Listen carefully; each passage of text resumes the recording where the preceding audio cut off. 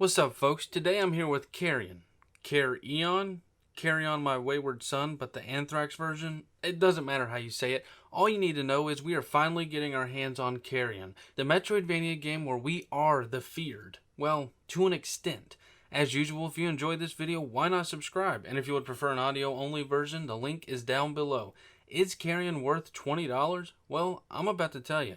My name is Tanner, and this is For Your Money, a different kind of review. The story of Carrion isn't anything that's life-changing, it's just cool and interesting. You are a creature that escaped from a test tube. What is interesting is you, the creature, aren't immediately looking for a way out. First, you, the player, wants to find out just what the hell you are, where are you, and what is happening. This is vague, yes, but I have to be to keep this spoiler-free. Overall, I was pleased with the story. Like I said, it's not life-changing, but that ending is worth a decent conversation. Now, a quick disclaimer before we get into the combat. Describing the combat and upgrades in this game is equivalent to somebody jotting down an idea and you thinking, what the fuck? Until you see it in motion, and then you get the idea. So I'm going to try to explain it the best I can without looking like a complete idiot. Oh, and I will be saying bio and mass a lot, so don't call me out. We have all played Metroidvania games. We know how it is with the backtracking, with your upgrades to access new areas and yada yada. Carrion is all that in a bag of chips. Now, my first hour, I will admit, I wasn't entirely sold that it was a true Metroidvania experience. But then after the 2-hour mark, I was backtracking more than a detective on a 20-year-old cold case. So if that is what you want, then this is your game. And if this is your first Metroidvania title, good luck. Carrion sees you controlling a monster similar to the Blob if the Blob had tentacles and moved extremely fast. The goal in this game isn't exactly killing everyone. The main goal is to solve the area you're in and move on to the next. To do so, you'll find cracks in walls that will let you spread your biomass throughout the area that in return unlock doors for you to proceed to the next area. It was a fun little gameplay loop, especially when you consider the variety of environments you get with each area. Do things get a bit frustrating? Yes, but that is this genre style of gameplay, and luckily Carrion lets you sit back and think for a second. Why isn't this working? Where am I supposed to go? What am I supposed to do? Just sit back and think. You won't be stuck in any situation that you aren't supposed to be in. But with that in mind, and also how I wish newcomers good luck, this game will not hold your hand in any way, shape, or form. Once you get a new ability, it'll tell you what it is, but how to use it, or more specifically how they want you to use it, is up to you to figure out. One quick example would be the callus layer of protective skin is more than armor, but you'll figure out. Another form of upgrading is your biomass. You've seen in videos that the monster at times looks bigger or smaller.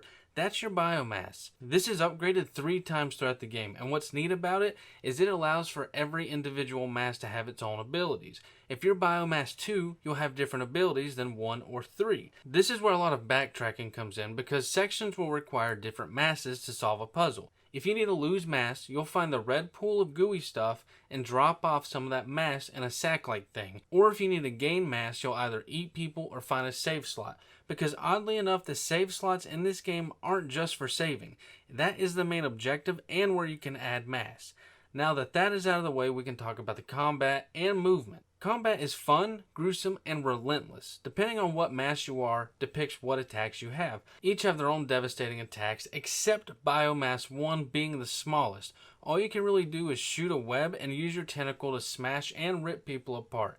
Which was, good enough for me, honestly. Keeping in mind that Mass 2 and 3 are your more offensive ones, and also Mass 1 is good for solving puzzles and not being seen instantly. With that being said, I would not say this game has some super OP ability that you need to get.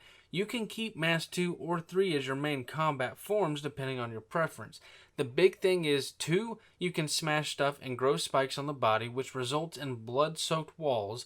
And 3, you can shoot spiked tentacles out as if you were an Alex Mercer wannabe, as well as have armored skin. This once again results in an absolute bloodbath.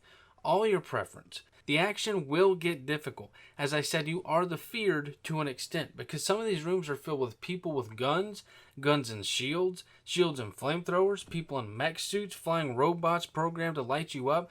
This game is neat because it offers more than challenging puzzles. It offers challenging combat that will test your skills not only in how you use your abilities, but also how good you can maneuver the creature, which brings me to movement.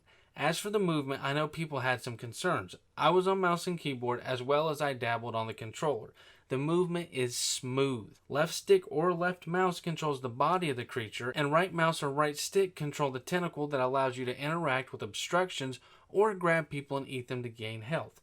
Personally, I felt they handled the movement very well. I really couldn't have imagined it any other way. All in all, Carrion was introduced as a new type of Metroidvania game, and gameplay-wise, I was not disappointed. It was fun to slither in a room and just tear people apart, or maybe you found your way to the bathroom and you killed the people in there. I mean, honestly, could you imagine taking a shit and then the thing greets you with some toilet paper?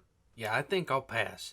Carrion has a retro design because why not? It shows love to its genre. Graphically, this game will give us the throwback and it nails it. One neat design detail is the blood and bodies. So many games these days don't keep blood and bodies on the ground, and this game will keep blood and bodies wherever you left them. Why? Well, you might need to backtrack to eat for health, so it's a neat design detail that also plays an important role. Character or creature design was spot on. You could see the creature had multiple facial features. It was covered in blood that again stained the walls. Sound-wise, this game does a great job exhibiting a horror atmosphere, from creepy music from start to finish, screams throughout the entire facility, just overall a perfect design for a horror game. Here's a few clips of the overall design.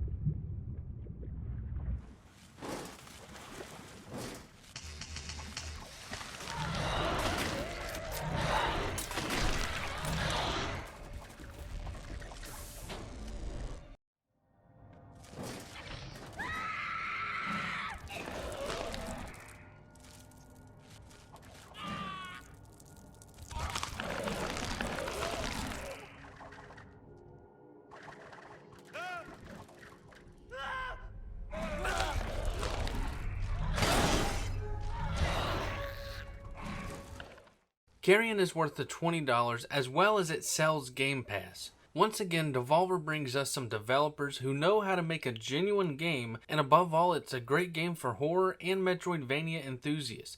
It was a riot from start to finish. A blood-filled, atmospheric, puzzling blast of a game. Leaves me once again waiting for Devolver to publish something awesome, but it also puts Phobia Game Studios on my radar, even though Butcher should have already done that for me. That's all, folks. If you enjoyed this video, why not subscribe? If not, then hit that thumbs down. Till next time, fellas.